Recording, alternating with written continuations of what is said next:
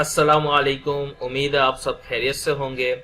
तो आज की वीडियो बेसिकली तो विंटर सीज़न में किस तरह आप अपनी बॉडी को कम से कम ठंड फील करवाएं, वार्म अप रखें, तो ये कलर्स बेसिकली उसके लिए हेल्पफुल हैं।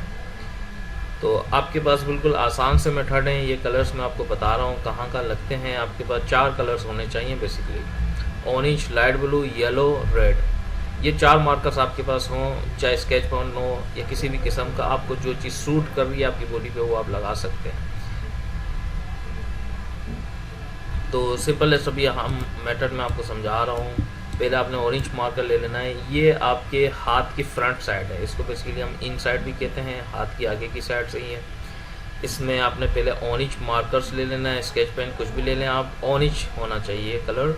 और आपकी ये रिंग फिंगर के फर्स्ट फ्लैंक्स के पोर्स पे राउंड सर्कल बनाना है आपने, ये दोनों राइट और लेफ्ट बाय लिटरल आएगा ये। फिर आपने लाइट ब्लू कलर ले लेना है, इसको आसमानी कलर भी उर्दू में कहते हैं। बेसिकली ये आपकी हथेली के सेंटर से थोड़ा सा इस तरफ नीचे की तरफ होगा, आपको इस तरफ ये नज़र आ रहा है।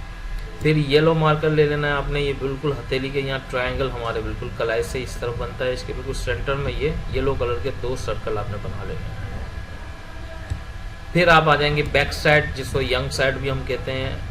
हैंड्स की लेफ्ट और राइट दोनों पे बायलेटरल सेम हैं। किसी भी हाथ पे एक दफ़ा आप समझ लें तो दोनों पे सेम जगहों पे ही लगते हैं। सबसे पहले आपने ये रिंग फिंगर के बिल्कुल नाखून के नीचे सेंटर में एक रेड कलर का डॉट लगाना है, ठीक है। फिर आपने ये अंगूठे के बिल्कुल लास्ट जॉइंट के बिल्कुल जहाँ पे जॉइंट कर्व करता है, आप नाखून को अंगूठे को आप फोल्ड करेंगे तो ये बिल्कुल इस जॉइंट के ऊपर ये रेड मार्कर से आपने डॉट लगाना है यहाँ पर आकर के।